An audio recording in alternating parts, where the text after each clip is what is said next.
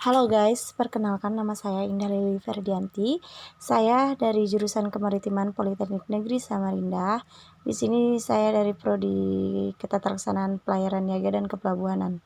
Oke, jadi langsung aja di sini saya akan menjelaskan sedikit tentang teori holistik dinamis Abraham Maslow. Oke, lanjut. Asumsi dasar teori Maslow itu mengacu pada asumsi mengenai motivasi. 1. Motivasi yang dimaksud itu motivasi kompleks dan terdiri dari beberapa hal. Perilaku seseorang dapat muncul dari beberapa motivasi terdekat, seperti hal contohnya, seorang ibu yang memilih untuk tetap bekerja setelah memiliki anak, didasarkan bukan hanya karena tuntunan finansial, melainkan karena memiliki kebutuhan akan prestasi dengan pencapaian karir tertentu. Itu untuk yang pertama. Dan yang kedua, manusia berulang kali termotivasi oleh kebutuhan-kebutuhan. Itu seperti ketika sebuah kebutuhan terpenuhi, biasanya kebutuhan tersebut akan berkurang kekuatan untuk memotivasinya dan digantikan oleh kebutuhan lain. Contohnya seperti ketika rasa lapar sudah terpuaskan dengan makan, maka muncul kebutuhan lainnya, yaitu kebutuhan akan rasa aman dan nyaman. Itu ya. Terus lanjut nomor 3, itu pendekatan menyeluruh pada motivasi. Misalnya keseluruhan dari seseorang, bukan hanya satu bagian atau fungsi yang termotivasi.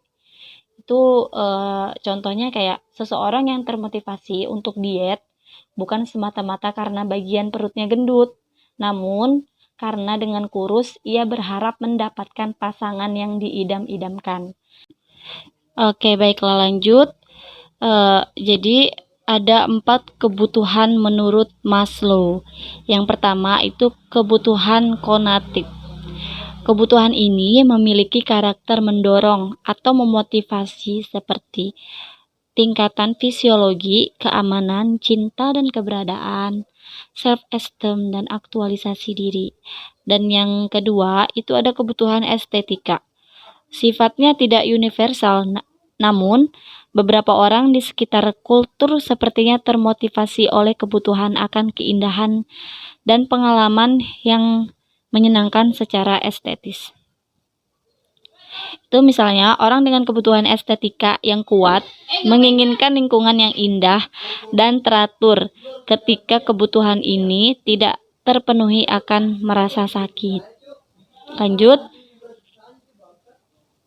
Yang ketiga itu kebutuhan kognitif. Kebutuhan untuk dapat memecahkan misteri, memahami, dan untuk menjadi penasaran. Kebutuhan untuk dapat mengetahui lebih banyak hal, membuktikan hipotesis, dan untuk dapat menyelesaikan masalah, seperti masalah misalnya yang tidak terpenuhi itu dapat memunculkan gangguan seperti sikap skeptis, kecewa, dan sinis. Itu kalau dia misalnya masalahnya tuh tidak terpenuhi gitu ya. Kalau yang terakhir atau yang keempat itu ada kebutuhan neurotik.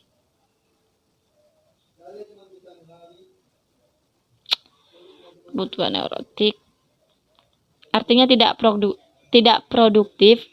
Kebutuhan ini untuk memupuk gaya hidup yang tidak sehat dan tidak adanya keinginan untuk berusaha memperoleh aktualisasi diri, bersifat reaktif, berperan sebagai kompensasi atas kebutuhan dasar yang tidak terpenuhi. Iya, jadi contohnya dari kebutuhan neurotik itu seorang perempuan yang selalu gagal dalam percintaan, menjadi sangat obsesif gitu pada pasangannya saat ini. Ia pun seringkali menjadi tidak logis dan cemburuan dalam berbagai situasi. Kriteria untuk aktualisasi diri. Kriteria ini mencakup 4. Dan yang pertama, bebas dari psikopatologi atau penyakit psikologis. Yang kedua, menjalani hierarki kebutuhan dan oleh karena itu mereka hidup pada level kecukupan yang tinggi. Dan yang ketiga, menggunakan seluruh bakat, kemampuan, dan potensi yang dimilikinya. Dan yang terakhir, yang keempat, menjunjung be values, metamotivasi.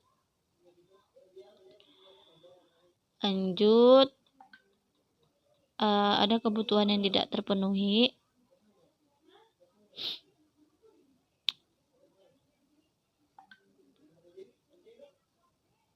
Oke, tidak terpenuhi salah satu dari kebutuhan mendasar dapat mengarah pada beberapa macam penyakit. Itu seperti yang pertama, kebutuhan fisiologis yang tidak terpenuhi berakibat pada malnutrisi, kelelahan, hilangnya energi, obsesi terhadap seks juga termasuk ya. Lanjut yang kedua itu kebutuhan keamanan yang tidak terpenuhi menimbulkan perasaan takut dan cemas yang berlebihan. Ketiga, kebutuhan cinta tidak terpenuhi, seseorang menjadi defensif, terlalu agresif atau canggung di lingkungan sosial. Yang keempat itu kurangnya penghargaan diri berakibat pada munculnya keraguan diri, tidak menghargai diri dan kurangnya rasa percaya diri. Yang kelima, tidak terpenuhi kebutuhan aktualisasi diri juga mengarah pada penyakit atau patologi, atau lebih tepatnya metapologi.